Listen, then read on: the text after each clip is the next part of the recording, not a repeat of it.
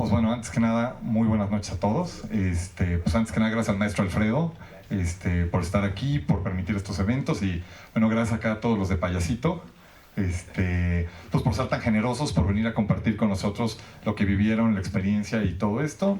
Y bueno, pues yo soy el maestro Patricio Saiz, Pato Saiz, y soy como, me recuerdan por moderaciones como los talleres de series o cosas que se han hecho aquí, igual que Troy McClure, ¿no? Bueno, pues primero que nada, pues muy buenas noches, Mike, buenas noches Janet, buenas noches Gil. Pues bueno, es muy curioso porque me gustaría empezar platicando desde cómo se fue dando la película. Tú terminas Los Hamsters, que es tu primera película, después de eso pasan varios años donde diriges 3 cortos y todo esto, y me gustaría que nos platicaras un poco el origen de cómo nace Amores Incompletos. Hola, bueno, ¿me escuchan? Sí, ¿no? Pues mira, nace por la necesidad de querer hacer una película, porque la que tenía ya escrita y que estaba buscando financiamiento por una y otra cosa no llegaba. Fueron varios años de estar buscando dinero para una película y pues veía que no, y por una otra cosa no se daba, no llegaba esa lana.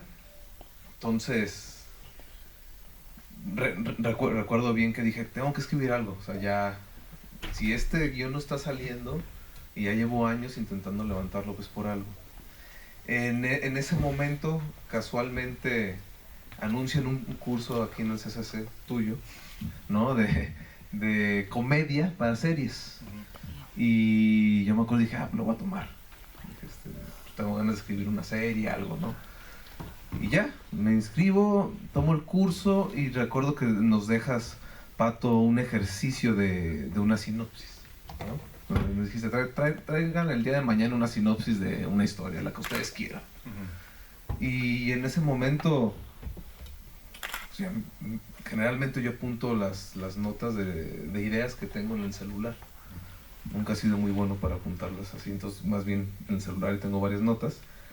Y entonces me pongo en el celular a buscar notas de posibles ideas que tengo y encuentro con esta nota que literal solamente decía, y era una sinopsis que decía, hombre descubre la infidelidad de su mujer y decide conocer a los amantes, ¿no? Era algo como muy corto en ese momento.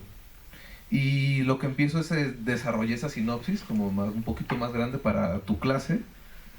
Me acuerdo que la leímos y recuerdo bien que me dijiste, esa historia está padre, puede estar padre. Y como que a partir de ahí dije, pues tengo que escribir esta historia, ¿no? Y pues literal me fui a mi casa y yo creo que la escribí como en 3 meses. Fue un proceso muy rápido. En realidad fue muy rápido escribir este guión. Y casualmente termino de escribir el guión y de pronto, al año, creo que fue al año, ya nos habían dado el apoyo para hacer esta película. Entonces son de esos casos raros. Bueno, y después me dieron dinero para hacer la otra película que no salía, ¿no? Entonces son de esos casos raros que de pronto un proyecto no se está dando y de pronto uno dice, pues tengo que hacer algo, ¿no? Y escribes otro y de pronto me cae para hacer Amores y a la vez después me cayó para hacer Huevos. Pero como a grandes rasgos, así es como nace. Fue muy fortuito, o sea, quién sabe, tal vez si me hubieran dado el apoyo para hacer esta otra película, tal vez no hubiera llegado a este guión, ¿no? Entonces, de esa forma como se fue dando. A mí me gustaría que me platiques algo del guión. A mí hay una cosa que me parece muy interesante del guión y muy padre, que es, si uno lo ve como muy en la superficie, pues es un dramedy con estos elementos de comedia, estos elementos dramáticos y todo, pero creo que si uno explora un poquito más profundo y uno examina el guión, realmente funciona y las tuercas son de una película de misterio. Porque básicamente es un personaje que quiere saber qué es realmente lo que pasó, ¿no? Y creo que es un guión que también tiene una cierta complicación de sostener, porque uno de los personajes más relevantes nunca está en la película, que es el personaje de Elena, ¿no? Y entonces es conocer a Elena a través de de las acciones que fue dejando, ¿no? Que es un poco como las películas de detectives, donde básicamente el detective no está el antagonista y tiene que irlo descubriendo a partir de sus acciones y todo eso. Entonces, me gustaría que platiques un poco cómo fue el armado, encontrar la estructura, qué problemas tuviste a lo largo de la escritura y qué soluciones fuiste encontrando. Fíjate que no lo había pensado así como lo dices, suena muy bonito. Y suena muy padre, la verdad, pero tienes razón. O sea, en realidad sí es como hay una investigación ahí. ¿Cómo se fue dando este guión? Mira, o sea, honestamente yo soy muy de sentarme, escribir, de una primera sentada y ver qué pasa. Como que no pienso mucho, ni intelectualizo mucho las cosas. Entonces, fueron como en 2 etapas este guión. La primera fue la que te conté, que como que en 3 meses me senté y escribí esta primera versión del guión. A mí me seducía mucho la idea de que sí, fuera una ausencia, ¿no? Y que el personaje de José, pues a través de la ausencia buscara respuestas. Y tengo que decirte que, por ejemplo, a Elena la construí en 2 momentos distintos. Primero escribí el guión, y, por ejemplo, no había voz en off. La primera vez que lo escribí no tenía ninguna voz en off en ese guión. Estaba como muy delineado, que yo quería que fueran 3 amantes, y que los 3 amantes tú conocieras un lado de ella que el personaje principal, que en este caso es José, no conocía, ¿no? Entonces como que eso estuvo desde el inicio, que los 3 amantes nos fueran hablando de Elena, aunque sea un poco, pero que nos fueran dando una idea de cómo era ella. Toda la parte de la voz en off y del recuerdo de lo que hace el hijo vino después de que yo hice el viaje, porque hicimos un primer viaje para conocer por dónde iba, pues sí, para saber básicamente dónde situar la película. Yo a muy grosso modo había escrito, pues empieza en Tijuana, Ensenada, y luego puse Guerrero Negro, Loreto, y si no me equivoco La Paz. Es todo lo que yo había escrito en el guión. Yo no conocía bien La Baja, solo había hecho un viaje hace muchos años y fue en camión y llegué directo a Mulegé y de vuelta. Entonces hicimos un viaje, Janet, el fotógrafo, Ernesto y yo. Y ese viaje a mí me sirvió mucho porque fui observando el paisaje y los lugares por donde pasábamos y fui eso anexándolo al guión. Por ejemplo, las pinturas rupestres nacen también de ese viaje, porque llegamos a estas pinturas y aquí digo, claro, esto fue un lugar que tal vez pudo haber estado Elena, y lo literal lo adaptó al guión. Y todas las voces en off las empecé a construir con ese viaje. Entonces una vez que tomé fotos y video de ese recorrido y que vimos posibles locaciones, regreso al guión, empiezo a escribir estas voces en off que hablaran de que ella estuvo presente en ese lugar y que el mismo José está haciendo ese mismo viaje que ella alguna vez hizo, ¿no? Y así es como literal en esta segunda vuelta las adapto, las pongo en el guión y hago el final y escribo el final. Entonces fue como en 2 momentos. Quisiera complejizar más, ya que estamos en el CCC y aquí todo es más intelectual, de cómo llegué a escribir el guión, pero honestamente la verdad es que así fue. O sea, yo no pienso mucho, me siento y escribo. Y una vez que termino de escribir ya vuelvo a leer y digo, tal vez falta esto, y comienza para mí el trabajo. Pero así fue como en 2 momentos distintos, porque nunca pensé en lo que decías como una película de misterio. La verdad se me hace padre, pero sí tiene eso, porque al final pues, el personaje que es Elena desaparece en los primeros 10 minutos de la película, ¿no? Y sin embargo está presente todo el tiempo y hay una búsqueda. Entonces me gusta esa analogía y no lo había pensado. Siempre quise hacer una road movie en un tono de comedia, pero fíjate. Y me gustaría hacer otra pregunta con respecto al guión y luego la complementaremos con direcciones.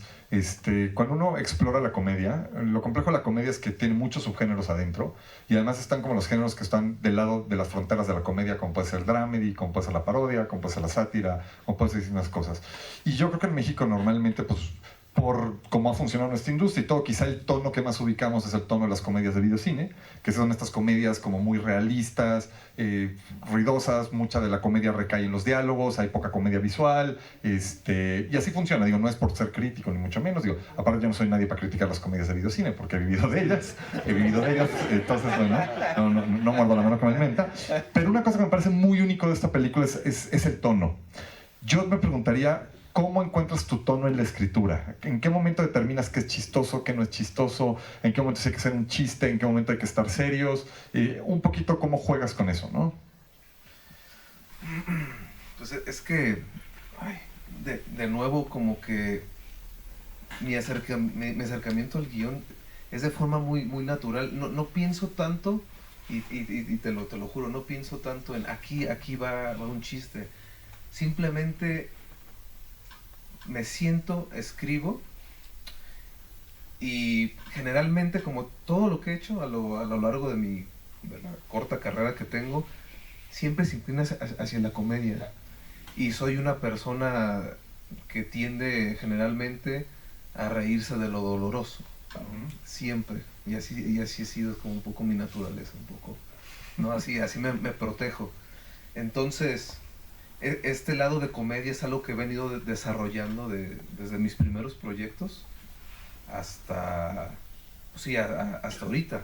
Lo que tengo muy claro, y eso siempre lo quise, es no quiero hacer una película como las comedias que se filman en México. ¿Y a qué me refiero? Aquí en México hacemos comedias donde todos los personajes son de clase alta generalmente, trabajan en empresas de publicidad, son publicistas y se ubican generalmente en La Condesa, Mina del Valle o Santa Fe. Generalmente todas las películas de comedia son así, y están bien, hay unas que funcionan muy bien. Entonces lo que yo quería hacer creo que lo primero que me puse fue, no quiero hacer una película así. No. Y al ponerme ese reto, yo dije, ok, ¿qué películas a mí me gustan? Eso es algo que creo que también así nace un poco mi gusto. O sea, a mí los directores que me han gustado a lo largo de los años es, por ejemplo, primero fue Jarmusch, después vi películas de Einke, después Aki Kaurismäki, me gusta bastante, Woody Allen, Noah Baumbach, director de Nebraska, ¿cómo se llama? Alexander Payne. Entonces, esos son los directores que a mí me gusta el tipo de comedia que hacen. Entonces yo quería hacer una película que fuera la comedia que a mí me gustaría ver en el cine mexicano. Entonces más bien como de ahí partí para escribir el guión. Pero a hablarte como de una metodología, es que en verdad no la tengo. Y se me haría muy, muy difícil, no te podría inventar ahorita, decir, claro, es que yo siempre en el minuto sé, pues no. O sea, en realidad es algo que me sale, y te puedo poner un ejemplo. He querido escribir de pronto historias más serias. Incluso hice un corto que se llama Leche, y es un corto serio, era como mi corto de arte. Siempre quise tener un corto serio. Incluso cuando escribí ese corto empecé a meter cosas de comedia, porque pues ya es como mi naturaleza, ¿no? Que se me empuja hacia allá. Entonces, pues más bien así fue. Me gustan mucho los silencios, generalmente, y las miradas. Y creo que de ahí también nace mucho la comedia. Y esta película hay varios momentos que son de silencios, que son de miradas, que son de aguantar más al personaje, y eso te genera también una risa. Pero creo que a grandes rasgos así es como pues, escribo. Hay una frase de Chekhov muy famosa que decía, uno escribe como puede, no como quiere, ¿no? Entonces creo que, aunque quiera hacer cosas serias, pues no, sale el payasito films, ¿no? Sí me sale, y ahorita estoy intentando escribir una película seria y me voy a la comedia. Y no quiero ya irme a la comedia, pero pues así me sale. A ver, la siguiente pregunta, a mí me gustaría que también contesten Gil y Janet, es, tú terminas el guión y de repente dices, necesito producción. Tú ya conocías previamente acá al señor de los hámsters, se acercan ustedes juntos y cuéntenme qué es lo que pasa de que hay un guión terminado a que se aplica un estímulo, a que se consigue un financiamiento. Cuéntenme un poquito tus primeras impresiones del guión, cómo fue de que se transformó de un guión a un proyecto de veras. A ver, si quieren platiquen entre los dos. Ok, voy a retomar un poquito lo que les comentó Gil en su momento. Habíamos trabajado primero en la película Los Hamsters. Yo no estaba como a cargo de la producción. Ahí había dos colegas locales, que es Juan Carlos Aybar y Gabriela Pineda. En algún momento me metí yo ahí porque había estudiado con Gil en su momento una carrera en Tijuana y habíamos trabajado en un programa de televisión y yo estaba a cargo de la producción. Gil se vino a estudiar acá y en eso me dice, oye, tengo este proyecto para que nos ayudes. Pero lo manejaba Gabriela y Aybar, y ahí fue donde yo me involucré en un principio para trabajar en Los Hamsters. Posterior a eso, pues cerramos la peli, nos fue bien y pasaron pues varios años. Yo también me vine para acá, para México, y Gil había trabajado el proyecto de Huevos Divorciados, que lo intentamos meter, carpetear, se presentó en varios festivales con pitchings y demás, pero como que no, pues no pegaba prácticamente.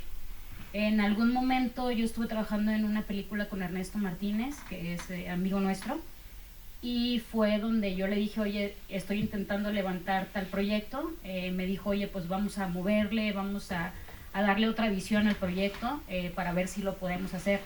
Y empezamos a carpetear la de Huevos Divorciados de una forma distinta a la que la habíamos hecho.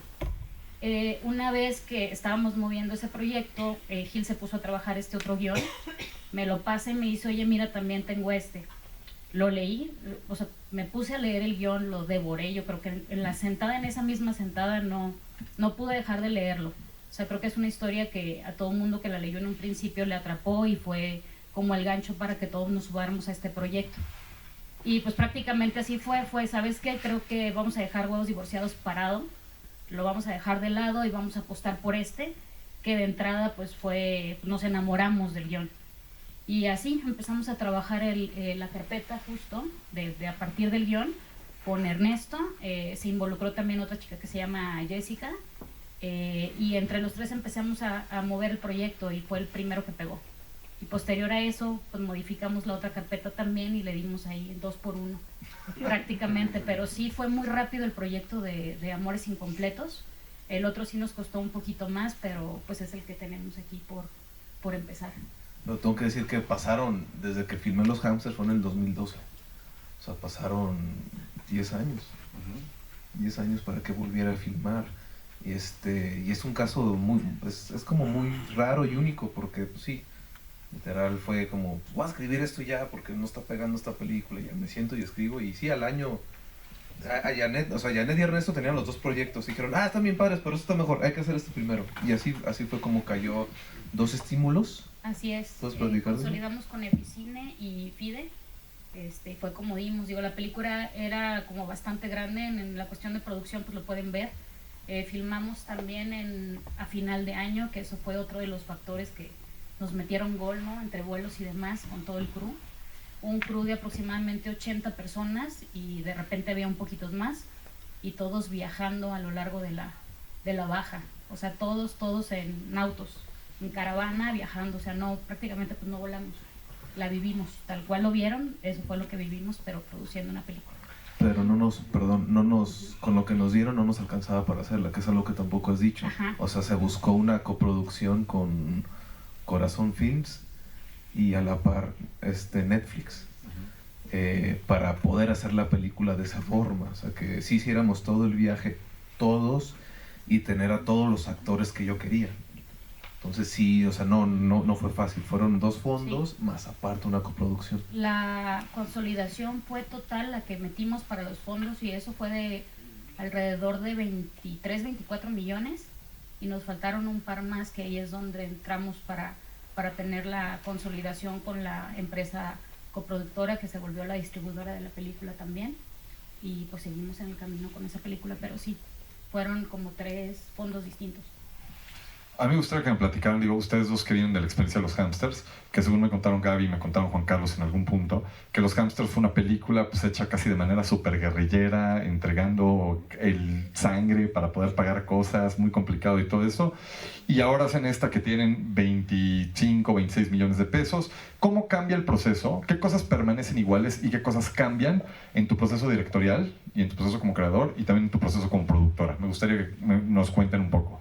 No, o sea, creo que sí, pues es totalmente distinto. Mira, porque cuando hicimos los Hamsters, para los que no saben, creo que hay alumnos de aquí del CSC, ¿no? Para los que no saben, fue una... Era mi tesis y la hice largometraje. La filmé en el 2012, la filmamos en un mes, nos llevamos el camión de aquí del CCC hasta Tijuana y literal de ese mes solo descansamos creo que 2 o 3 días.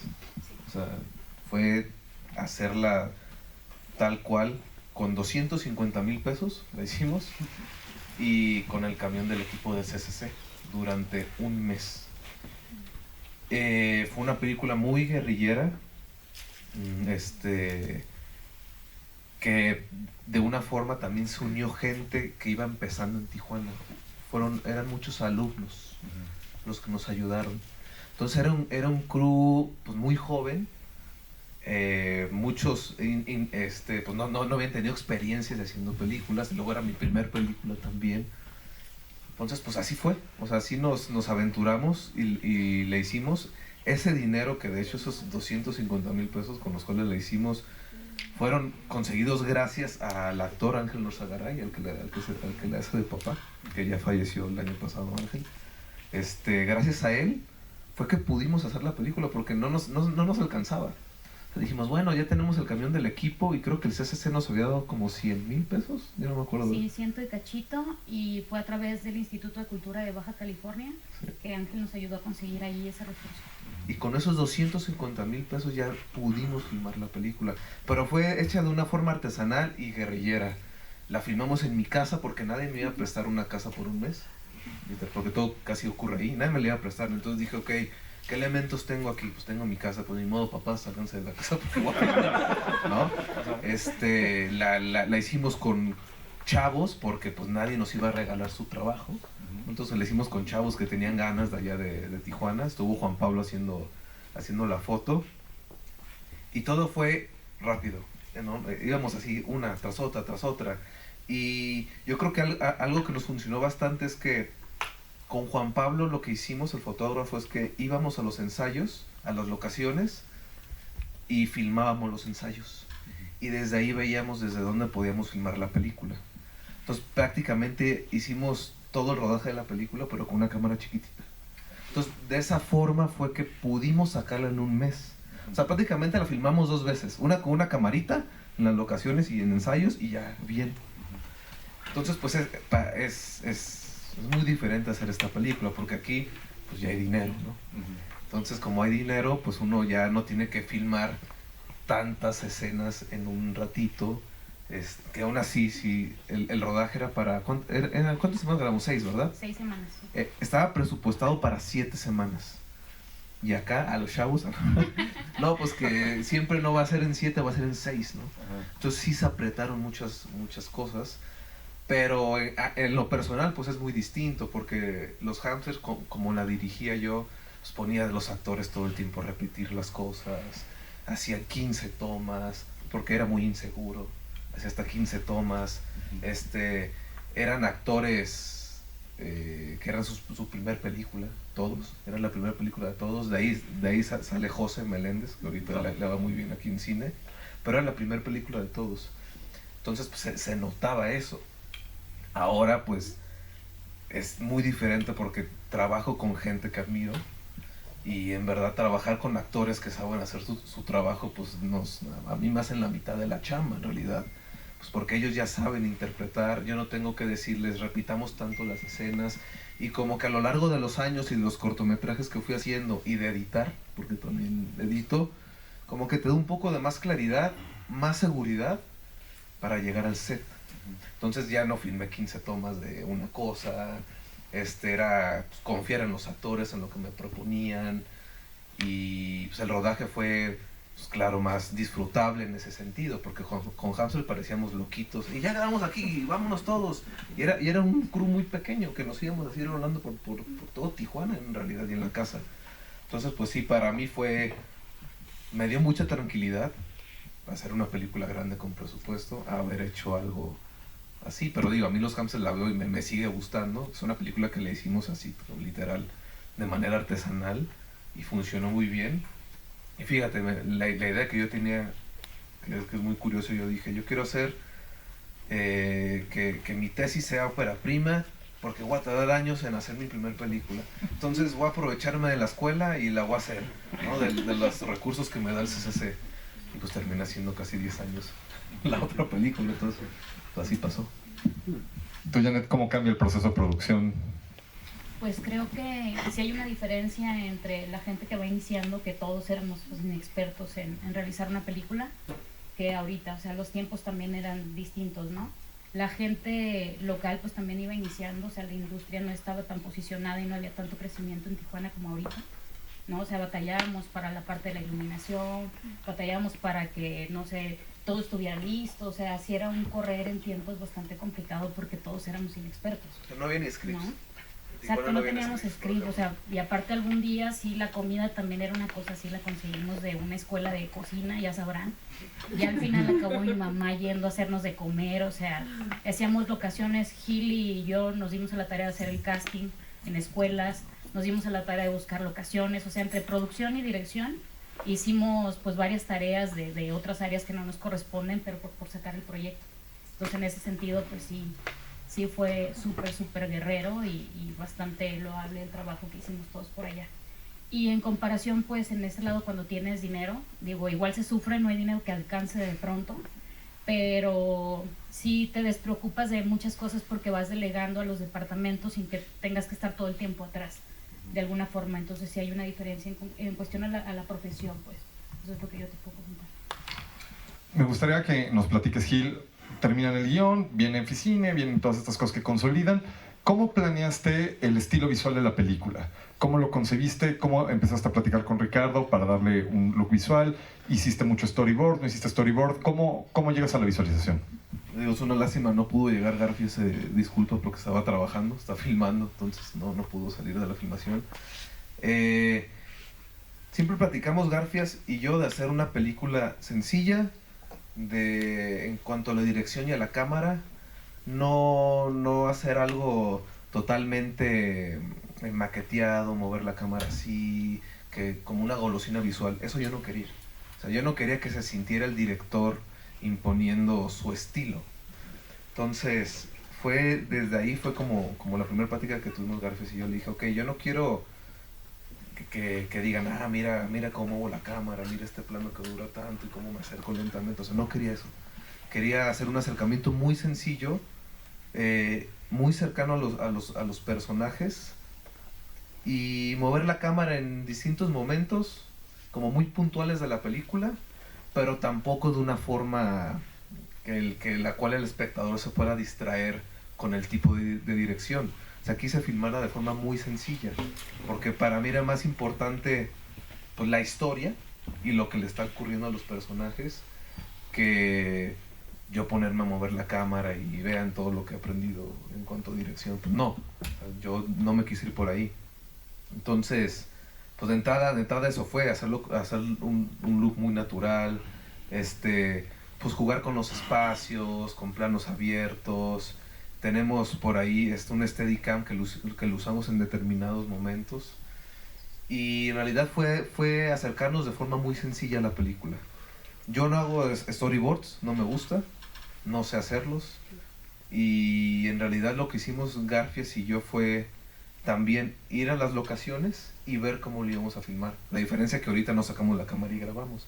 Pero entre los dos fuimos hablando y dialogando de dónde podíamos poner la cámara y qué podíamos hacer en esta escena y cómo podíamos cubrirla, siempre pensando que no queríamos hacer grandes artificios con la cámara, ¿no? Hacer cosas muy sencillas y así fue. En realidad lo único que yo hago cuando llego a filmar es generalmente hago pues como un shooting dibujado, todo feo porque dibujo horrible, y con eso llego en realidad con el shooting, pero previamente con Garfias ya vimos dónde podemos grabar y qué trazo, y en realidad ya con los actores es cuando realmente vemos cómo vamos a filmar la escena, ¿no? Llegamos con esta idea, pero ya con los actores y estar viendo el movimiento pues ya decidimos, pero no, en ese sentido tal vez soy muy flojo, no me gusta hacer storyboards, me gusta llegar al set y ver ahí cómo podemos resolverlo, pero previamente sí tuvimos estas charlas de pues filmar la película de una manera muy sencilla. Pues generalmente cuando se hacen primeras y segundas películas, lo que uno como director quiere hacer es como, pues sí, mostrar tu músculo cinematográfico y que vean cómo mueves la cara y todo eso, ¿no? Aquí fue como al contrario, ¿no? Fue como una apuesta más sencilla. Y una cosa que me parece que es como muy interesante de la película es la relación del personaje y el ambiente, ¿no? O sea, creo que es interesante todo este viaje que hace a lo largo de la playa y todo esto, y quizá cuando dices playa lo primero que nos imaginamos es que hace un comercial de Coca-Cola y gente y la banana y cosas así, pero en cambio aquí hay una playa que tiene algo bello, pero también tiene algo como desolado y tiene algo así como nostálgico. O sea, ahí cómo pensaron la composición de la imagen y los colores y todo esto, ¿cómo lo planeaste ahí con Ricardo? Por ejemplo, fue otra vez en este viaje que hicimos que decidimos mucho como los encuadres. Lo que tiene la Baja es que para mí es como un lugar muy apocalíptico. Todo el tiempo la vegetación va cambiando, la luz cae de una forma muy particular. De pronto vas en la carretera y te encuentras con unas piedras gigantes que parece que la pusieron ahí unos ovnis. Entonces lo que queríamos hacer era como capturar eso que tiene la Baja, que es como una cosa enorme, y que eso nos sirviera para contrastar con el personaje y hacerlo un poco pequeño. Cada vez que vemos paisajes con la cámara, generalmente tratamos de ver el carro en chiquito y que el espacio sea lo que se está comiendo el personaje. Entonces de entrada eso fue una decisión, como si vamos a grabar en carretera, ok, vamos a alejarlo lo más que podamos para que sintamos que el personaje se va perdiendo todo el tiempo en el espacio. Y en cuanto a los lugares que llegábamos, por ejemplo a la playa, pues siempre era como tratar de mostrarlo a él en un contraste con lo bello del lugar, pero mostrarlo el vulnerable, solo, todo el tiempo, porque es un viaje pues, interior el que hace José. Entonces fue todo el tiempo jugar con ese contraste y darle este toque cálido a la película, que creo que te digo que la Baja eso tiene, es como muy caliente. Si tú vas y tomas ese viaje, todo el tiempo sientes el calor, sientes la vegetación, sientes que el lugar te está como comiendo. Es como muy, muy raro. Te paras en medio de una carretera y sientes literal como la vegetación hasta se acerca a ti. Entonces eso quisimos como capturar con la cámara y con los drones y con la cámara B que le hizo Jessica Villalba, hizo todo este viaje, y así fue como quisimos aproximarnos al espacio. Y creo que se logra, porque sí, pues se siente de pronto como este personaje se va perdiendo ahí en estas veredas, que son trayectos así como venas que se van amplias, infinitas. Me gustaría que nos platiques un poco tu proceso de casting. Pensando que ibas a hacer una comedia, no sé si en algún punto te intentaron imponer y te decían, mete a Omar Chaparro, mete a Eugenio Derbez, y cómo llegas a la decisión de Alejandro Camacho, que es un actor que no tenemos identificado con la comedia, ¿no? De hecho, es un actor normalmente de telenovela, lo tenemos mucho más identificado con el melodrama. Platica tu proceso de casting y cómo llega Alejandro Camacho a convertirse en José. Yo precisamente quería tener a Omar Chaparro, pero avejentarlo. Pues, a mí en realidad la única regla que me pusieron fue, de toda esta lista de posibles actores principales, tú escoge el que más te guste. Nos vamos a meter con tu actor principal. Con todos los demás no nos vamos a meter. Entonces, de entrada, eso fue lo que me dijeron los distribuidores. Dentro de esta lista que me dieron, que tampoco es muy grande porque no hay muchos actores que anden entre los 60 y 70 años. De toda esa lista que me dieron, el nombre que a mí me brincaba inmediatamente fue Alejandro Camacho. Fue el único en realidad que me gustó, porque yo tenía otras opciones, pero me dijeron, no, es que esas no venden mucho. Me decían, esas no. Busca en esta lista de actores, porque estos son actores, me decían, que son muy buenos actores, que se quedaron lamentablemente haciendo únicamente tele, y que ya no dieron el brinco a hacer cine, pero que se quedaron ahí, pero son muy buenos. Tú escoge de esta lista y con ninguno de los demás nos vamos a meter. Dije, ok. Entonces leo a Alejandro Camacho, pues ya sé que es un gran actor, y en ese momento me voy a YouTube para ponerle cara, porque no recordaba cómo, no lo había visto él en la actualidad. Y literal fue verme todas las entrevistas de chismes y todo lo que encontré en YouTube de Alejandro Camacho, las vi todas, y para mí me di cuenta que él es es muy José también. Es muy, sí, es muy irónico. Es muy irónico, de pronto hace comentarios que dices, órale, ¿no? Pero también es muy profundo a la vez, Alejandro en su personalidad. Entonces empecé a ver detalles que creo que le podían ayudar al personaje. Entonces dije, claro, yo creo que sí, él lo puede hacer muy bien. Y veía cómo se expresaba en las entrevistas y yo digo, es que sí, es que él puede ser. Le mandamos el guión, lo lee y a los 2 días nos vemos. Y me dice, Gil, mucho gusto, me encantó el guión, ¿cuándo filmamos la película?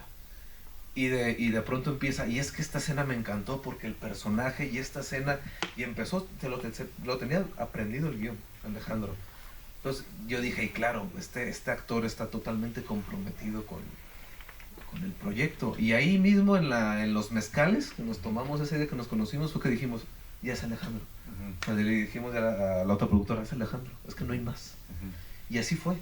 Y en realidad fueron de esos descubrimientos padres porque o sea, al principio cuando me dijeron, no son los actores que tú estás buscando, buscan esta lista, y yo dije, no, porque yo ya tenía la idea de otros, pero fue una gran decisión, porque Alejandro creo que lo encaró de gran forma. Y de todo el crew les puedo decir que era el primero que llegaba, nunca se quejaba de nada. Terminábamos el rap del día y decía, ¿qué onda, Gil? Vamos a echarnos un mezcal y unas hamburguesas. Hago, no, yo no, Alejandro, yo me voy a descansar. Y todo el tiempo teníamos mucha energía. Entonces creo que por ese lado fue la mejor decisión que pudimos tener, contar con Alejandro. Y los demás actores, desde que iba escribiendo el guión, yo iba pensando en ellos. Por ejemplo, con Los Amantes, desde que lo escribí ya había pensado en ellos. Ya había pensado en Silverio, en Manuel Landeta, en Joana Murillo. A mí me decían, pero Manuel Landeta hace mucha tele. Y yo, sí, pero este personaje creo que lo va a hacer muy bien. No, porque luego está pues sí, hay cierto... A la gente de pronto no le gusta ver actores de televisión en cine, ¿no? Me decían, pero es que, ¿por qué? Me decían Landeta. Yo, sí, es que Landeta lo puede hacer muy bien, ¿no? Y creo que el personaje le va. Entonces fueron como esas apuestas. Y casi todo el casting, desde que lo escribí ya había pensado en el casting.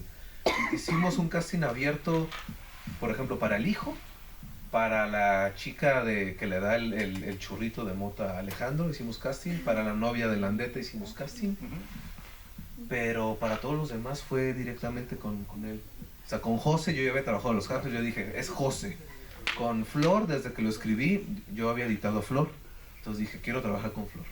Y este es para Flor, por Eduarda Burrola. Patricia teníamos 2 opciones únicamente, y una era Patricia. Y me fui por ella porque, pues dije, Patricia tiene tiene como un lado muy lúdico.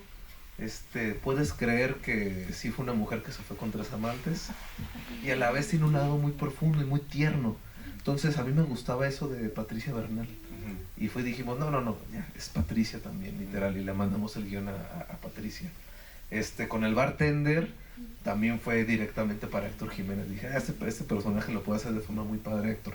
Entonces fui pensando desde que lo iba escribiendo, y el casting fue, pues, en realidad, para pocos personajes.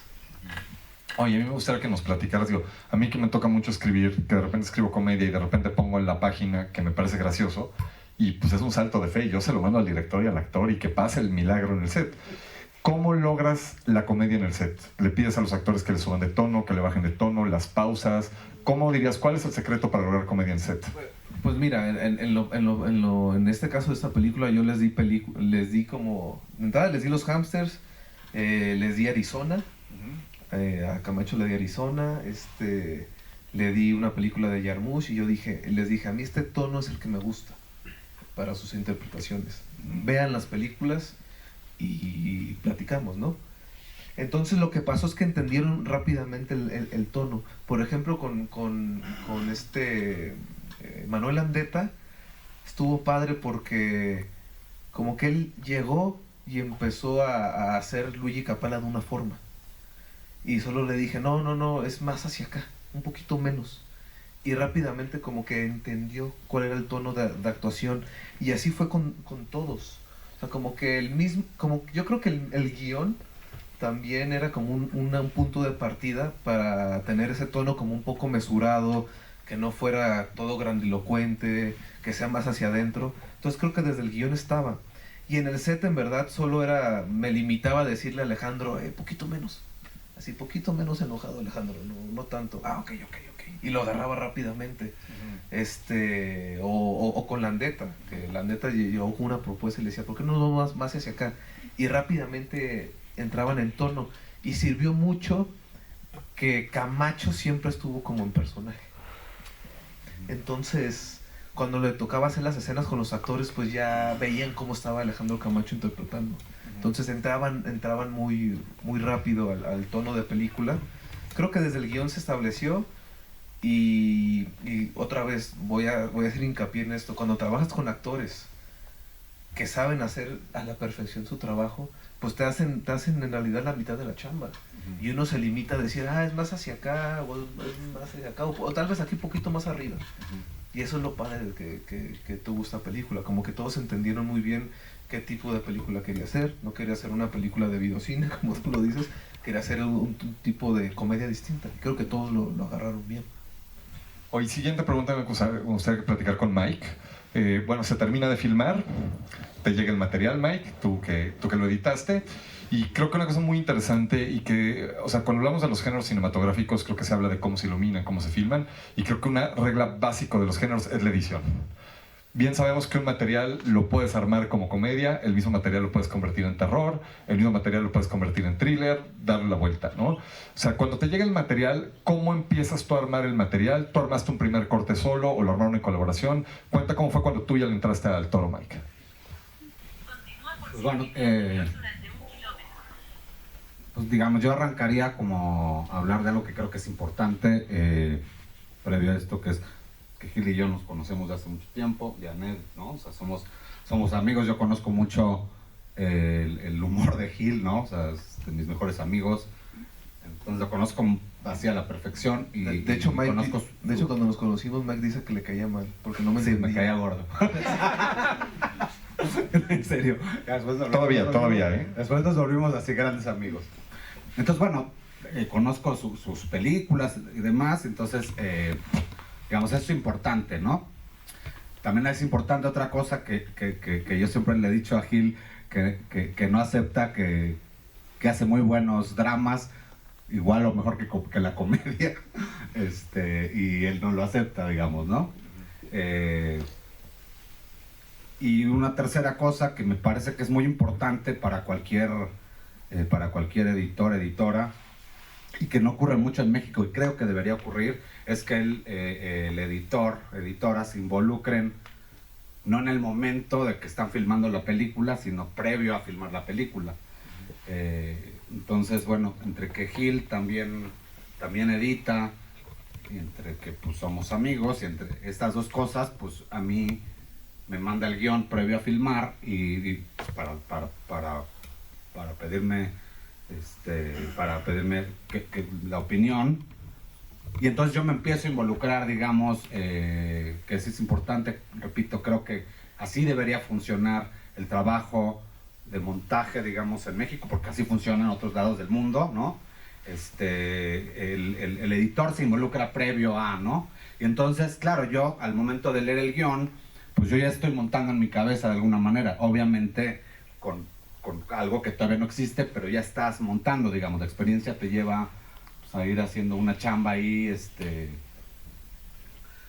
y entonces incluso yo les sugería, mira, yo no filmaría esta escena, yo la quitaría, esta la cambiaría, yo estábamos haciendo cambios de estructura incluso, y Gil reescribió el guión con algunas de las sugerencias que yo le di.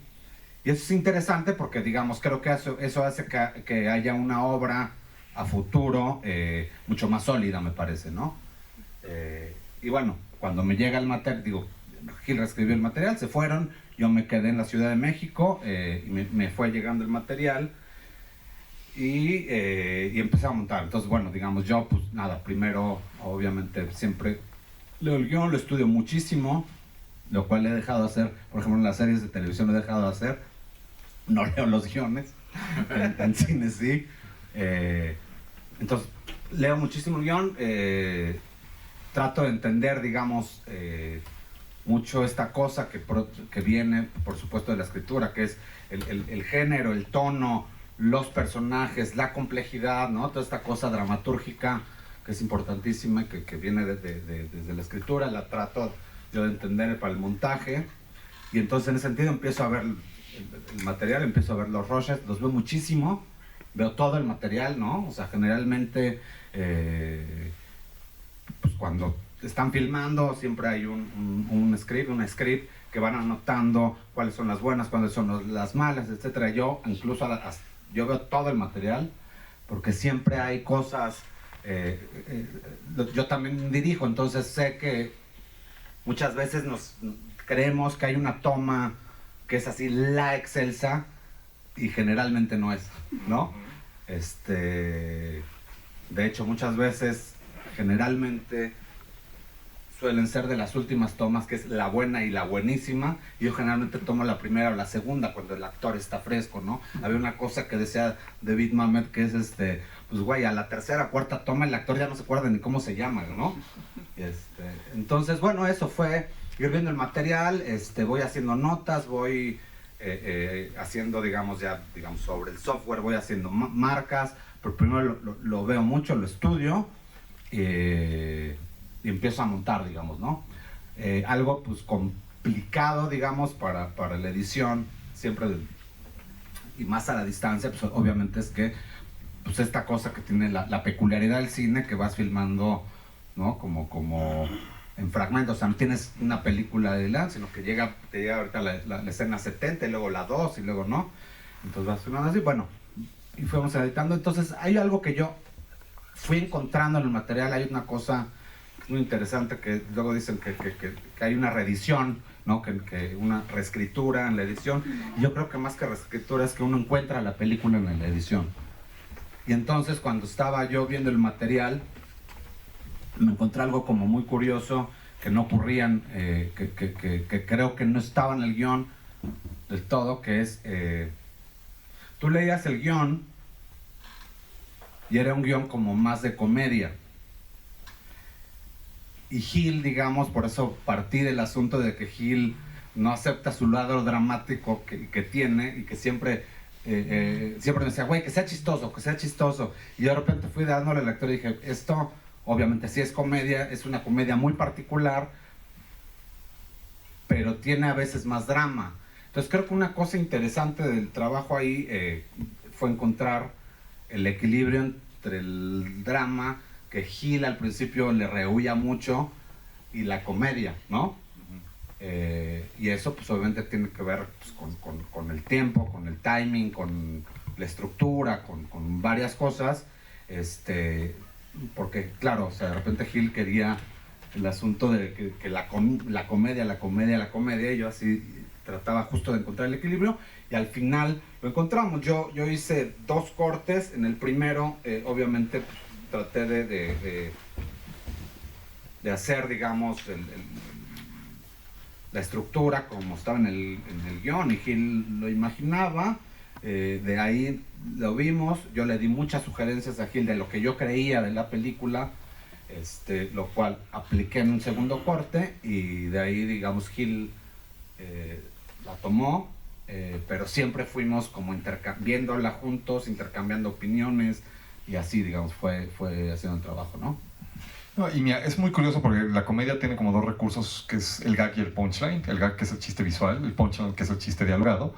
La comedia en México suele ser mucho de punchline, y digo, si vemos comedias de otros lados del mundo, Edgar Wright, por ejemplo, es un cuate súper visual de mucho gag. No, Stephen Chow es otro de mucho gag. Y creo que esta película tiene como mucho chiste visual, ¿no? Hay una que se me hace muy chistoso, que es que de repente se está tomando un ventilador, y no tienes por qué estar todo el ventilador, y cortas a ellos, y está este cuate Héctor diciéndole, ahorita se arregla, ¿no? Y como que hay mucho esos tipos de juegos, ¿no? Entonces, dentro de lo que planteaba visualmente Hill, ¿cómo tú también lo fuiste apoyando, o fuiste como encontrando también estas cosas que probablemente en guión no están, pero que en edición van apareciendo? Me gustaría que me platiques un poco eso. Sí, o sea, hay algo interesante que ya mencionó Hill, que tiene que ver con los espacios, digamos, ¿no? O sea, de alguna manera, al ser algo, por ejemplo, que ocurría, digamos, en los primeros cortes y después cuando tomó Gil, era que estaba esta como premura por llegar al chiste, ¿no? O sea, algo de lo que siempre estuvimos como tira y afloje fue el asunto de en qué momento sí, en qué momento no es algo chistoso, ¿no? Y entonces Gil dijo algo hace rato, una frase que es que obviamente era el viaje interno del personaje, y por supuesto siempre, y esto viene de la literatura, por supuesto, ¿no? O sea, cuando hay un road movie, una historia de viaje, pues generalmente es la cuestión del viaje interno. Entonces algo que ocurría aquí era que no estaba el viaje, digamos, de repente se perdía el viaje por llegar a los lugares donde tiene que haber chistes, ¿no? Y entonces fue como encontrar ese equilibrio, de decir, bueno, o sea, los espacios, tanto la carretera como los espacios donde va a estar el personaje, tienen que hablarnos pues, de su interior, y tienen que darnos el gag, ¿no? Por ejemplo, y otra cosa que mencionaba también, tienen que ser los silencios, ¿no? De repente, no sé, pienso en el barman, ¿no? Que está contando algo así que lo carcome por dentro, ¿no? Que es algo muy absurdo, digamos, pero él lo dice desde, por supuesto, desde el corazón, y lo que te da justamente el gag son los silencios, ¿no? Del otro personaje, de José, ¿no? Igual, de repente estar en un lugar y ver en esa inmovilidad, que de repente hay como lo del ventilador u otros elementos, que de repente en esa inmovilidad pues hay movimiento, ¿no? Hay un movimiento dramático, hay un movimiento de algo que nosotros completamos y después le vamos a entender, ¿no? ¿No? Por ejemplo, con, digamos, algo que yo no logré, pero creo que por ahí era el asunto, era, por ejemplo, cuando José avienta la carta con la esposa del primer amante, por ejemplo, ahorita que hay una voz en off de José, ¿no? Y creo que son cosas que no necesitaba, por ejemplo, esa voz en off, porque obviamente son cosas que en muchos lugares está lograda, ¿no? Que nosotros como espectadores, dentro de la comedia, porque la comedia al final es un género hiperrealista, donde todos nos identificamos, porque habla de cosas que hemos vivido, entendemos, nosotros la completamos, ¿no? Y entonces nos sentamos en esa situación. Entonces hay muchas cosas que tienen que ver justamente con el espacio, con los silencios, que pues en el montaje pues ayuda a que se construya, digamos, el gag, ¿no?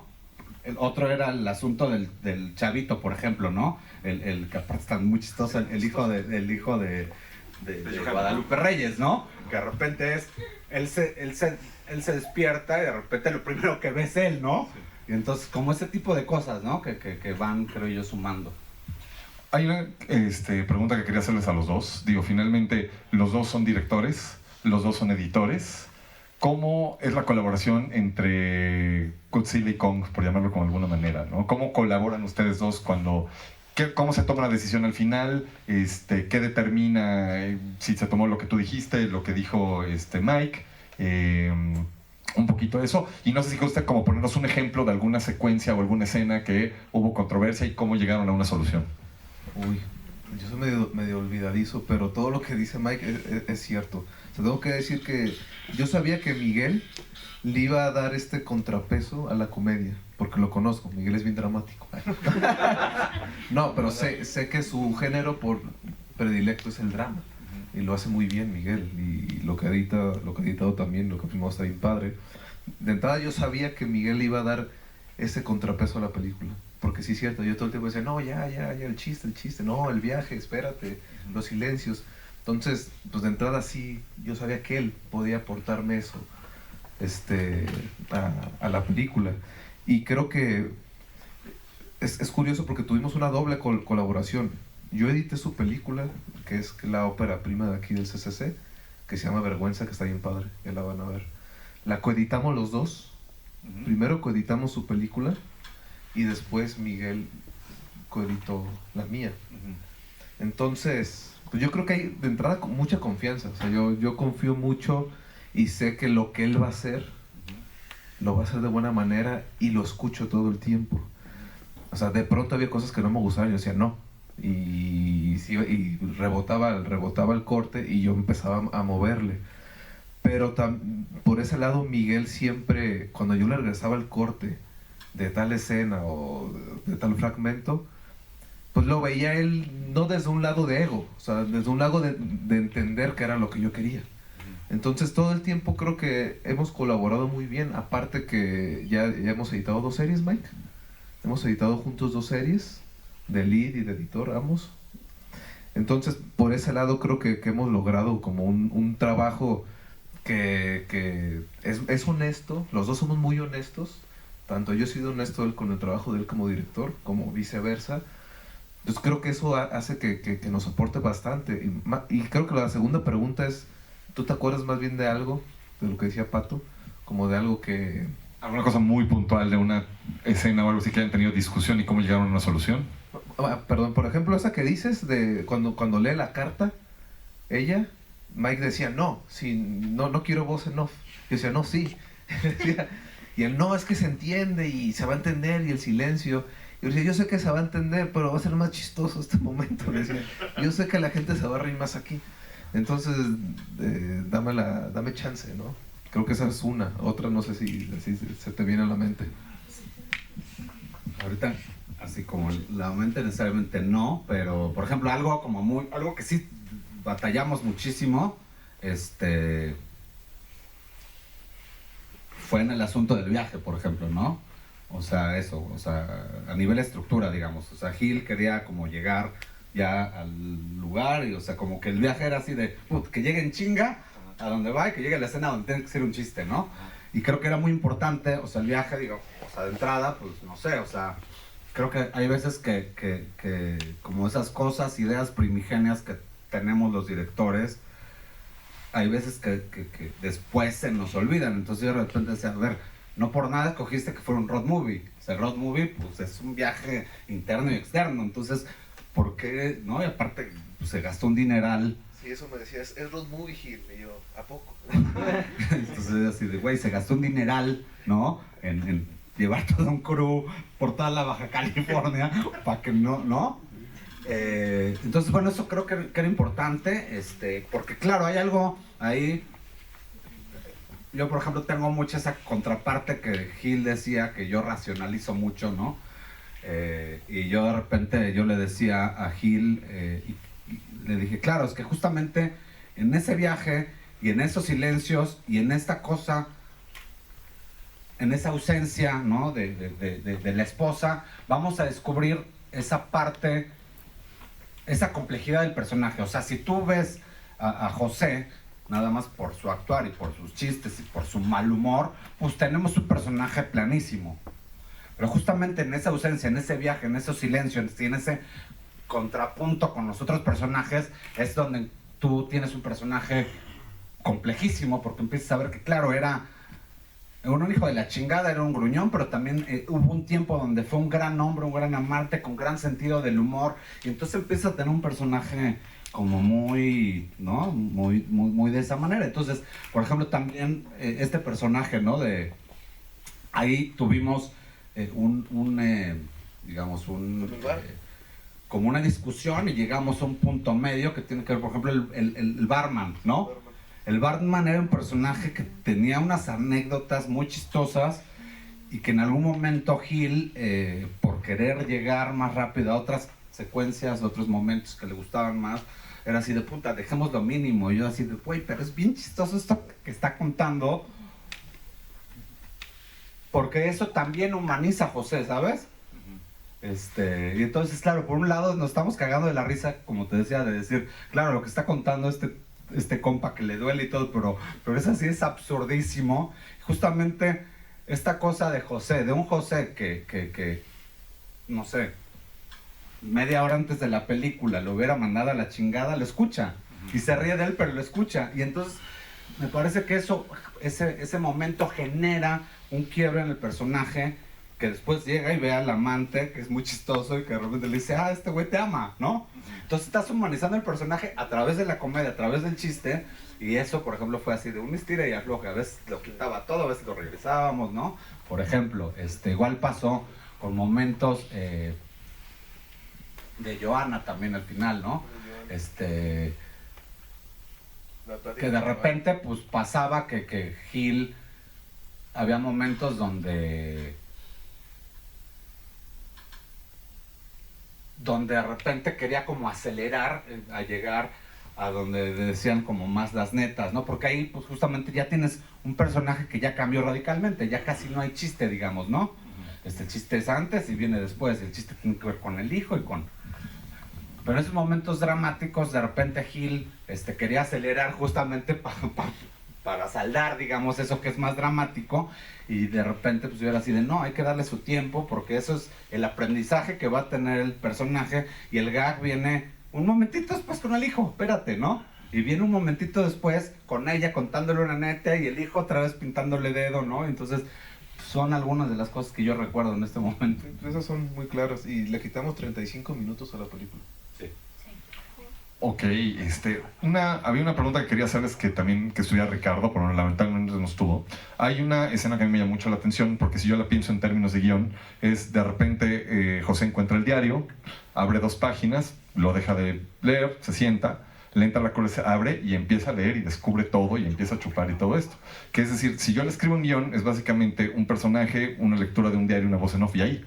Y cuando tú la ves en pantalla, hay un juego bien interesante de planos abiertos, planes cerrados. Hay como todo un juego como tratando el diario como si fuera un personaje. Me gustaría que me platicaran a ver esa escena, cómo se concibió desde dirección y cómo se armó en edición. Pues... pues sí, o sea, sí, literal fue con Garfia, sí hablamos de en qué momento teníamos que abrirnos para acentuar, por ejemplo, o más comedia o más dolor a la hora que está escribiendo el diario. Eso sí lo dialogamos. En lo personal era una escena que a mí me costaba bastante trabajo, porque me daba un poco de pavor trabajar con un personaje haciéndola de borracho, ¿no? De entrada. Y mostrar esa progresión que iba teniendo. Entonces, desde dirección optamos por, en determinados momentos, abrirnos, ya sea para acentuar más humor o más dolor acerca de lo que está leyendo. Y todo el tiempo dijimos, hay que grabar bastante a ella, a Elena, al cuadro de Elena. De repente Garfield me decía, pero ¿por qué no? Yo decía, hay que grabar más al cuadro de Elena, porque me va a servir como punto de corte para hacer un contraste acerca de lo que él está leyendo y verla a ella. Entonces la grabamos fija, la grabamos acercándonos, la grabamos alejándonos, para tener esos juegos. Pero sí, así se planeó. Y en cuanto al montaje, creo que Mike te podría contar un poco, porque fueron varias versiones de esa escena. Sí, o sea, por ejemplo, la primera versión era una... y bueno, son cosas que pues inevitablemente, a menos que... Sí, digamos, inevitablemente... casi que tiene que ocurrir, que es, digamos, la primera versión era muy larga, digamos, ¿no? O sea, que son cosas que luego, pues tú lo sabes, Pat, o sea, suelen suceder, ¿no? Que de repente tú escribes algo y de repente te quedan, no sé, media página, y ya cuando está filmado son 2 páginas y media, 3 o 4, ¿no? Y entonces, pues es como encontrar el equilibrio de qué tiempo le das en pantalla, ¿no? Y aquí pasaba, digamos, la verdad es que no recuerdo muy bien, pero digamos como un poco para ejemplificar, digamos, si era página y media en guión, ya montada, digamos, como estaba en el guión, pues era alrededor de 5 o 6 minutos, y era así de puta, ¿y cómo le hacemos para bajarle?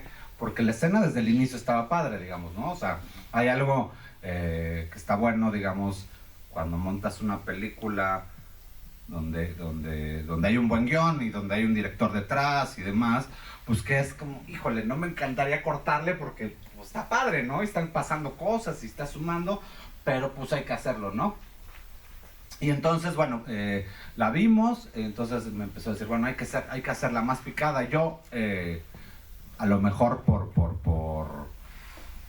gusto propio, ¿no? A mí casi no me gusta que las cosas se tasajeen, siento que estás literalmente tasajeando y estás perdiendo, ¿no? Y entonces empezó, Gil después hizo una versión, y la empezó a tasajear, o a cortarla, o a picar mucho más, luego me la regresó, y entonces yo empecé a alargar, ¿no? Pero no era un estilo de afloje, creo que fue buscar algo ahí interesante, algo que también está interesante. O sea, Gil desde su punto de vista como más de hacer las cosas, y yo desde el punto más racional. O sea, para mí siempre, y que creo que alrededor de la película, que tiene que ver con la voz en off y tiene que ver con esta no presencia de la mujer, pero que sí está, para mí siempre era como el ojo de la mujer, ¿no? O sea, él estaba siendo observado por la mujer, y eso es importante en el asunto del cuadro, ¿no? Siempre está siendo observado por la mujer, y está chistoso o padre este contrapunto de que la mujer está sonriendo todo el tiempo, ¿no? Es decir, nunca deja de ser angelical, aunque sea un demonio, ¿no? Y lo está poniendo a prueba, digamos, ¿no? Y entonces creo que ahí lo que pasó, y que está interesante, es que yo iba encontrando como la parte dramática de dolor, como dice él, y en las partes donde le pasaba a Gil iba encontrando la parte más cómica, ¿no? Entonces creo que ahí se dio una colaboración interesante en cuanto al asunto del contrapunto de géneros y el asunto del tiempo cinematográfico que debe llevar la escena. Sí, fueron varias versiones de esa escena, no fue fácil terminar la escena del diario. Y otra cosa que me gustaría comentar es que cuando la filmamos, grabamos muy pocos abiertos. Cuando ya José la está filmando, hicimos muy poquitos abiertos. Y lo platicaba con Garfias y le decía, es que nos comió el tiempo. Porque a pesar de que fueron 6 semanas, en realidad nos íbamos en chinga. Sí, nos íbamos en chinga. Entonces, yo recuerdo que le dije a Garfias, es que en este momento creo que sí hay que abrirnos, Garfias. Y cuando él toma la botella hay que verlo a él en un plano abierto, es importante. Porque sí va a generar un contrapunto y va a dar comedia eso, verlo solo empinándose la botella. Y literal fuimos con los productores a decirles, es que necesitamos grabar más escenas, más otras tomas de esta escena. No, pero es que ya no hay tiempo. Pues mañana. O sea, tenemos que hacerlas porque si no la escena no va a funcionar. Entonces todos los abiertos que viste los hicimos al día siguiente. Y no estaban pensados, porque generalmente la cubrimos como muy mid shot y planos medios, cerrados. Y se nos fueron los planos abiertos. Nos ganó el tiempo. Entonces yo de repente dije, ok, ya sin planos abiertos. Y ya cuando rapeamos dije, no, la chingada, no, si ocupo los planos abiertos. Necesito los planos abiertos. Y Janet, hay que grabar. No, es que el tiempo. No, sí, tenemos que hacerlos. Y los hicimos al día siguiente. En un momento que tuvimos fue montar otra vez todas las luces para conseguir todos los full shots de esa escena. Algo interesante, nada más que justo ahorita que lo están haciendo, y que también, digamos, creo que es interesante, y más que interesante, creo que debería ser así para un editor, digamos. Suele pasar en las películas, no siempre, no ocurre, por supuesto, no ocurre en la televisión. Y que justamente cuando Gil estaba en Tijuana, quería ver la escena, se la mandé un rough, digamos, y me dijo, claro, me hacen falta abiertos. Y entonces claro, estaría padre que estuviéramos abiertos, pero también creo que la escena necesita tener elipsis, ser un poco más elíptica, y no tenemos elementos para que sea elíptica. Y entonces dije, ¿por qué no te haces otros cerrados, otros pick-ups del libro, el mezcalito, qué sé yo? Y eso permitió también, digamos, algo que era muy difícil montarla, digamos, eso, como comprimir una escena sin que el montaje se sintiera, era, pues eso, necesitamos elementos que nos ayuden a hacer esas elipsis para que no se sienta superficial y puesto, digamos, ¿no? El corte. Y eso es importante cuando se hace una película y está el editor desde el rodaje, te ayuda mucho a las cosas que se nos van olvidando. También recuerdo Mike que me decía, no, haz unos planos del auto, de que va avanzando, nos van a hacer falta, o haz un plano del sol, y los hacíamos. Entonces digo, para todos en general, cuando se inicia una filmación, es indispensable que esté el editor desde el día 2, porque sí tiene otra visión de fuera y nos ayuda bastante a grabar cosas que tal vez se nos van y que van a aportar a la película. A mí la siguiente pregunta me gustaría que la contesten Gil y Janet, que es decir, tenemos una historia que nos gusta, que nos emociona, se obtiene un fondo, finalmente se filma una película, se termina, y entramos a una nueva etapa que es cómo se estrena. Me gustaría que nos platiquen un poquito todo lo complicado, lo sencillo y lo que aprendieron en todo este proceso, porque bueno, pues finalmente Los Hamsters fue una manera de estrenar una película y una manera de proyectarla, y creo que esta es una cosa muy distinta. Entonces creo que nos platiquen qué involucran los distribuidores, los exhibidores, la venta. Me gustaría que nos cuenten esa parte que en la escuela normalmente uno no nos cuentan, y creo que a veces la escuela es un espacio muy seguro y a veces hay que salir al mundo. Pues bueno, esa es toda una aventura. Después de que terminamos la película, pues justo entramos en procesos de postproducción y demás, y iniciamos con primero el corte, ¿no? Que tendría que ser un corte un poquito más comercial. Nunca dejó de ser la película porque el material era la película que teníamos y la película que filmamos, entonces no había mucho que hacerle por el lado comercial, ¿no? Como videocine, dices. Posterior a eso ya logramos tener un corte aprobado, y afortunadamente pues teníamos parte ya con nosotros a la distribuidora, pero sí es una, pues es como David y Goliat, ¿no? Ponerte a buscar las fechas, justo porque veníamos de las fechas de pandemia, donde todo el mundo ya tenía un acumulado de películas por estrenar, o sea, llegar a esos tiempos, tocar las puertas de las cadenas comerciales de cine. Nos habían dado una fecha que para nosotros era febrero, que era la ideal porque no teníamos pues películas que compitieran con nosotros a la par, ¿no? Y lamentablemente por procesos de licencias y demás, que son bastante importantes tenerlas presentes, pero todo este rollo pandémico tenía todo el mundo atrasado con los tiempos de licencias. Entonces, de aquí a que tocabas la puerta, no sé, en Sony, por ejemplo, ya te habían dicho que sí, pero no te llegaba la respuesta oficial, ese tipo de cosas que son hiper necesarias o bastante necesarias para evitar problemas legales a futuro. Y aparte que no te reciben una película si no está completamente cerrada en los aspectos legales.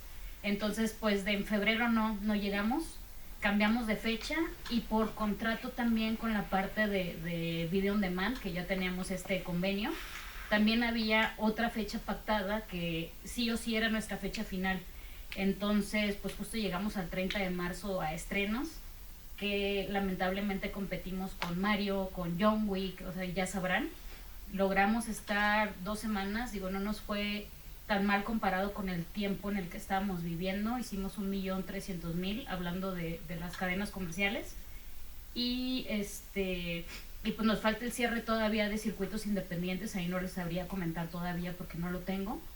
Pero sí es un asunto bastante importante considerar con tiempo. Digo, a nosotros nos fue llevando el tiempo, y sí, la parte de la distribución es otro aprendizaje completo. Cómo se maneja la distribuidora directamente con los acuerdos de los cines, los tiempos que te dan ellos, o sea, toda la parte de la publicidad también se maneja por tiempos. No sé, por ejemplo, para poner los floor graphics de las películas, se tiene que hacer con 3 semanas antes. Entonces, si todas tus impresiones llegaron posterior, pues ya es un cuento meter la publicidad en el cine.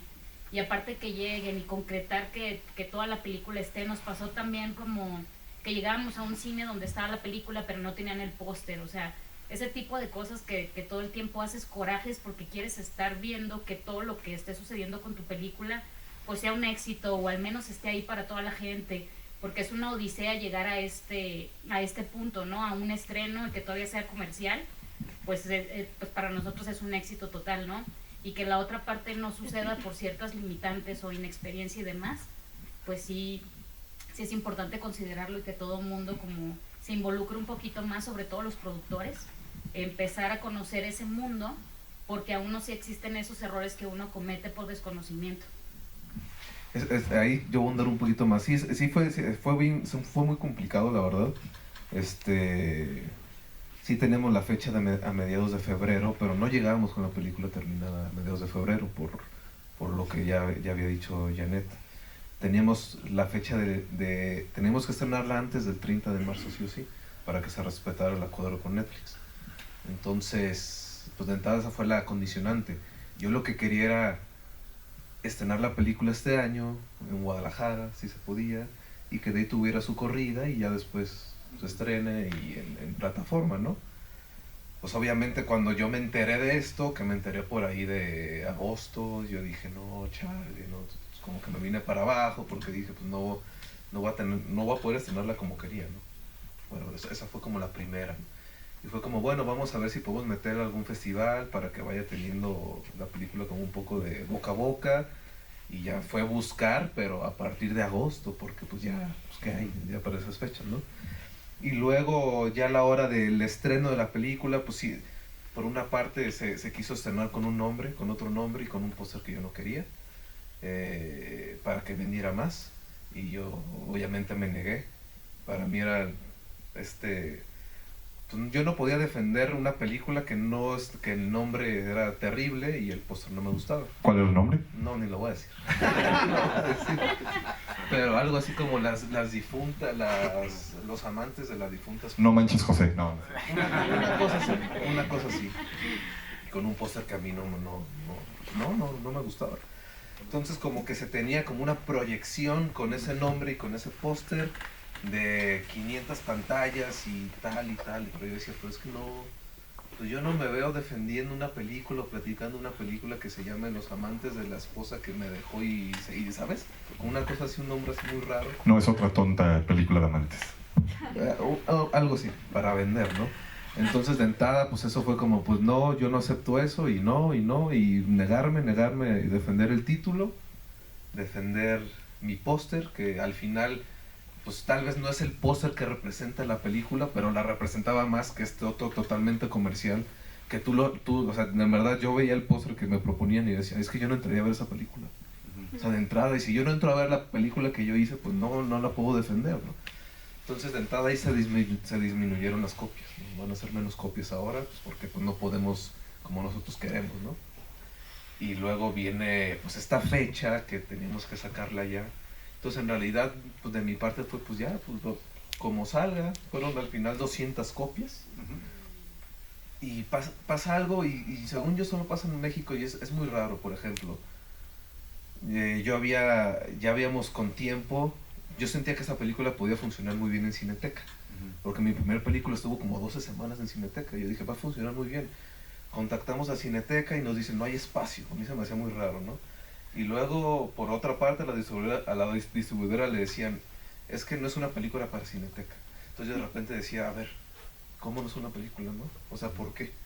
Y luego de pronto en salas decían, no, pues es que es una película, no es tan comercial. Y yo, pero pues que sí, pues sí, ¿no? Entonces creo que es algo que pasa aquí en México, que de repente o se hace un cine muy comercial, o se hace un cine muy autoral, y no hay una media, ¿no? Y cuando hay películas que tienen una media, que creo que es como esta, como que no saben dónde posicionarla, y creo que eso es un error al final. Entonces pues es algo que también me di cuenta ahorita con esta peli. Esa es la anécdota de Cineteca. O sea, no puede ser que una película como esta no esté en Cineteca, pero pues seguramente porque ven a Corazón Films dicen, ah, no, es que hacer algo comercial, ¿no? Y sin embargo, pues yo la veo la película y yo veo que es una película que puede convivir bien tanto en salas comerciales como en cinetecas. Y sí, muchas cinetecas nos aceptaron, pero Cineteca Nacional no, por ejemplo, que por falta de espacio, a mí me decían eso. Y sin embargo en salas pues hay que sacarla rápido porque ya viene Mario. Y ocurrían cosas bien extrañas todo el tiempo, no había pósters, nos cancelaban horarios. O sea, yo tenía gente que iba a las salas y decían, oye, ya venimos a ver tu película, pero cancelaron la función. Sí. A pesar de eso, creo que no estuvo mal lo que hicimos, pero pues es una cosa que solo ocurre en México, ¿no? O sea, no... Creo que pues, hay películas que pueden convivir muy bien en los dos mundos, tanto el cine comercial como el cine autoral. Digo, estamos aquí en el CCC y generalmente aquí todos los que salimos somos unos autores, ¿no? Pero se puede hacer esa media y creo que es algo que siempre he intentado, pero pues no sé qué pasa en este país con las distribuidoras, con los exhibidores, que pues de pronto creo que una película como esta se pierde de llegar a más público, porque en realidad toda la gente que la ha visto sale muy satisfecha de verla y la disfrutan y la reflexionan. Entonces pues así ha sido como este recorrido y ahora estamos esperando que salga un par de festivales más y que se vaya a plataforma ya. Va, pues bueno, yo podría seguirles preguntando muchas cosas, pero si no vamos a salir bien tarde. No sé si alguien del público quiere hacerle una pregunta a Mike, a Janet, a Gil.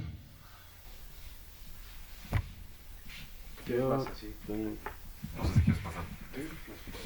si quiero puedo hablar muy fuerte. Te lo paso, pero... Gracias. Pues si la pregunta no.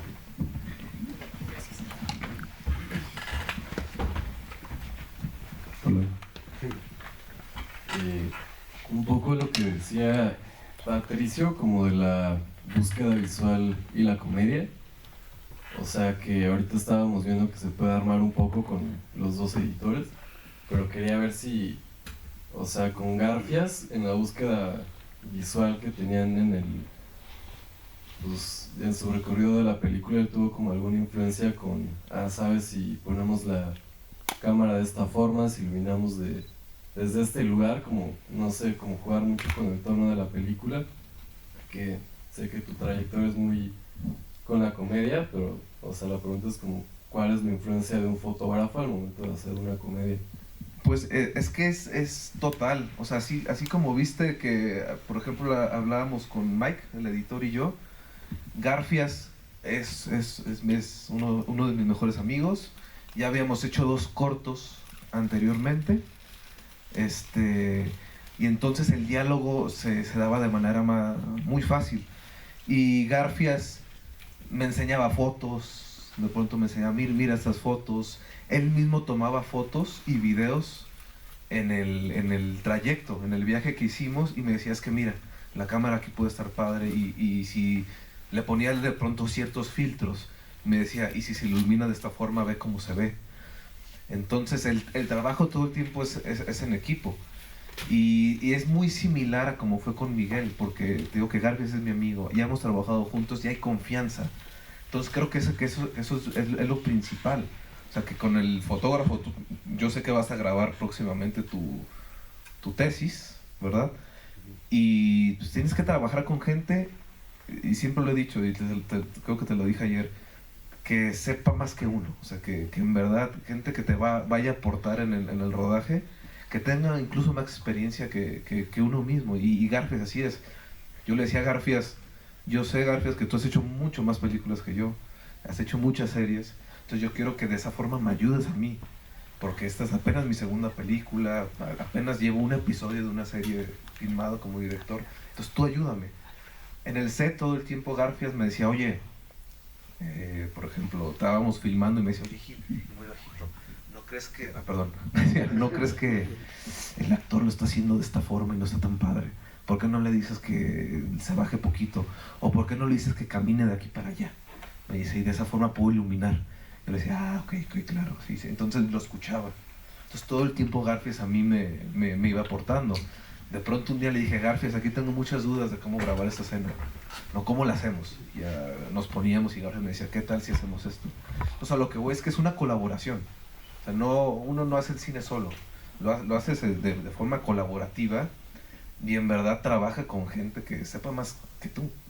Y para mí me ha funcionado mucho, porque pues uno sí llega con la idea al set, y uno siempre trata de demostrar en el set que el director todo lo sabe, pero en realidad no. O sea, hay veces que de repente uno tiene dudas, y cuando tienes dudas, pues por eso tienes gente a tu lado, que te va a decir, oye, ¿y si nos vamos hacia este lado? Y creo que eso es lo importante, ¿no?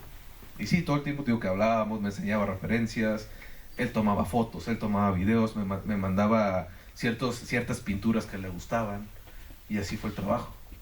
Lástima que no pudo venir, pero pues así fue a grandes rasgos. ¿Alguien más tiene alguna otra pregunta o algo más que quieran compartir? Bueno, yo voy a decir algo. ¿Qué crees que fue lo que más como influyó en que la Cineteca te dijera como, no, esta no es una película comercial, digo, no es para Cineteca o algo así, no sé, como la comedia o No, el todo? o sea, a mí siempre me dijeron no hay lugar, pero si yo veo que en cartelera siguen teniendo películas mexicanas como la de Luis Estrada, que estuvo en 1000 partes, y no ponen una como esta, a mí se me hace raro, porque digo, pues, ¿por qué no? ¿Sabes? A mí lo que me dijeron todo el tiempo no es, ¿cómo se llama? No es, que no había espacio. Pero de repente tengo entendido que también dijeron, pero no es una película para Cineteca, entonces no, yo no sé bien, no entiendo. Lo que es un hecho es que sí creo que para mí la Cineteca es un espacio muy importante que tiene que estar casi todo el cine mexicano, Y si había películas que tenían más de 3000 copias ahí en Cineteca, no entendía por qué la mía, que tenía 200 copias, no. Y yo estaba seguro que la película iba a funcionar ahí y le puede ir bien, pero pues te digo que son esas cosas que pasan súper extrañas que pues no las entiendo y pues ya. Yo ahí te puedo comentar, fui directamente yo a la Cineteca porque justo no quedamos muy convencidos de la respuesta que nos habían dado a través de la distribuidora, y fui a platicar con el programador. Entonces yo también me queda la duda justo si es que no pasas a partir de que el programador ve tu película y es el criterio personal, no lo sé. Pero teníamos la esperanza de sí haber estado en Cineteca porque con Hamsters nos fue hiper bien, o sea, fue de las mejores salas con las que tuvimos mayor público y permaneció como varias semanas, casi 11 semanas estuvimos ahí. Exacto. Y creíamos que esto iba a funcionar como más porque el público, justo este target que tiene la película, ha funcionado bastante bien. O sea, la gente que la ve, los señores ya como grandes, un público, no sé, de 35 y 70 años, o sea, han platicado con nosotros directamente y ha habido un acercamiento mucho más íntimo y más profundo en cuestión del análisis de la película con el público. Y que no llegara ahí, pues sí fue una cuestión así como dudosa, ¿no? Para nosotros, pero creería yo que es a criterio del programador, no lo sé con certeza. Yo siento que sí tiene que ver mucho que vean a Corazón Films detrás. Es algo que siento que inmediatamente se van al estigma y dicen, no, es una película de Corazón, que Corazón saca películas comerciales y es una cadena muy grande de una distribución. Y yo siento que es por ahí, porque yo ya me las olía. Yo me olía que algo así podía pasar, honestamente. Y creo que pues, se lo pierden en realidad, porque pues, no... Creo que al final Corazón apostó por una película, como te digo, que tiene una media que funciona, pero pasaron estas cosas, tanto nos pasaron en salas comerciales como aquí en este caso en Cineteca. Y pues no. Pero mira, generalmente aquí en México esto pasa, ¿eh? O sea, sí es algo...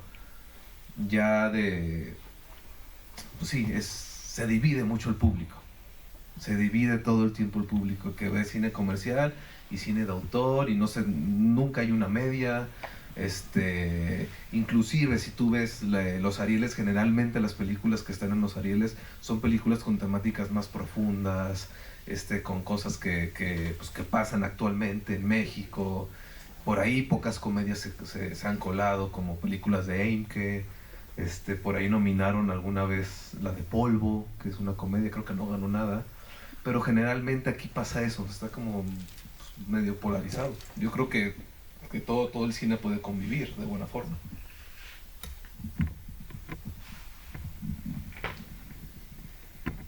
Bueno, ¿por qué un road movie? Digamos que porque el personaje tiene que viajar por Baja California, y ¿cuál es tu criterio de selección del vehículo? Si el vehículo es importante para una narrativa de road movie o solo seleccionaste un Volkswagen Jetta al azar. ¿Cuenta en un road movie o no? Pues mira, de entrada, porque soy de Tijuana y yo entré aquí al CCC en el 2007. Entonces, yo no me imaginaba la película filmarla desde el DF a Acapulco, desde el DF a Mérida, o sea, nunca me imaginé eso. Inmediatamente era muy natural irme y situarla en toda la Baja, ¿no? Entonces es por eso. Y lo del carro, yo no sé mucho de carros, en realidad no sé absolutamente nada de carros, pero nada, no sé de marcas. Pero sí sabía que tenía que ser un carro antiguo, que estuviera en buen estado, y que era para mí el carro que José siempre tenía ahí guardado para cuando salía a distintas partes. Era como su carrito, desde que lo tuvo desde la juventud. Entonces yo sabía eso, no sabía qué marcas, porque te lo juro que no sé de marcas de carros. Entonces ahí fue más bien preguntando y qué marcas hay de carros. No, pues estas, y ya me ponía yo a investigar. Y yo decía, pero me gusta el azul, creo que puede contrastar bien y puede ser un color que vaya acorde con José. Entonces así empecé a ver un chorro de que me mandaban. Hasta ahorita no sé ni qué marca es el carro. ¿Qué marca es? No sé, no, en verdad no lo sé. Porque no es algo que yo tengo presente. Y de esa forma fue. Incluso quitamos una escena donde se ve que José saca el carro de la cochera y saca su carrito y se va. esa la quitamos en montaje. Pero esa era la idea, es el carro de él, es el carro que tuvo toda la vida. Es un carro viejo, pues porque el güey no va a comprarse un carro nuevo, no va a agarrarse algo más nuevo. Va a quedarse él con el mismo carrito que tenía de antes. Y sí, o sea, sí tiene que ver, dramáticamente sí tiene que ver. ¿Alguna otra pregunta? Ya estamos. A ver, Carlos. Creo que con Carlos y creo que ya damos cierre, porque si no... Hola, buenas noches, Pato, Gil. Mi pregunta es, cuando tienes la historia ya terminada, ¿se la pasas a alguien, la compartes con algún amigo? Y una vez que recibes retroalimentación, o si no la recibes, ¿cómo es el proceso de reescritura? Todo el tiempo, cuando escribo algo, lo muestro. O sea, en el caso aquí, Janet, Miguel, Garfias, otro amigo que es guionista, Alfredo, también lo leyó. Todo el tiempo trato de pedir opiniones. Pues creo que te digo, es importante como que abrirte y te ayudan mucho. Siempre escuchar opiniones de los demás todo el tiempo te nutre y te va a ayudar a la historia. Esta es la primera película que yo escribo solo. Generalmente siempre había coescrito con Alfredo Mendoza y mi primera película con Carlos Rodríguez la coescribí. Esta la escribí solo, pero sí pedí bastante ayuda a otros guionistas. Y pues obviamente hay cosas que te dicen, que te resuenan, otras que no. Entonces tú tomas lo que sí te resuena y lo que no, pues lo haces a un lado. Y creo que hay que tener mucha claridad, porque luego te pueden inundar de ideas y te puedes perder. Entonces es como, esto sí, esto no, y ya vas. Y creo que lo leyó más gente, lo leyó como otras 2 o 3 personas. Pero cuando reescribes, ¿tomas todo en cuenta o...? Es lo que te digo, tomo lo que me resuena. O sea, si de repente me dicen, ay, ¿y por qué José no saca una pistola? Y digo, no, pues eso no tiene nada que ver con la historia, ¿no? Entonces trato de ser abierto y de escribir las cosas que me hicieron resonancia. O sea, lo que creo que tiene que ver con la historia. Y ya lo reescribo y se los muestro otra vez. Sí hago eso. O sea, sí, creo que es muy importante. ¿Tú estudias aquí? Sí. Pues es muy importante que si escribes, si se lo muestres a alguien, a un guionista sobre todo, si puedes. Yo incluso te diría, siempre tener un guionista, porque te ayudan mucho, llegas más rápido incluso a lo que tú quieres y no tengas miedo a mostrarlo, para que te den sus puntos de vista. Obviamente tú tienes que tener mucha claridad para saber qué sí tomas en cuenta y qué no, ¿no? Eso es algo que uno va aprendiendo, ¿no? A lo mejor se sacaba la pistola José si la pasaba a la cineteca, A lo mejor, sabes, ¿no? ¿va? Bueno, pues pues antes que nada, pues agradecerles muchísimos a todos por venir esta noche. Pues quisiera pedir, evidentemente agradecer al CCC, agradecer a César, que se encarga de toda la logística, a Claudia, que también están detrás de todo esto, agradecer al maestro Alfredo y evidentemente quiero pedir un aplauso para Gil, para Janet y para Mike, que vienen a compartirnos.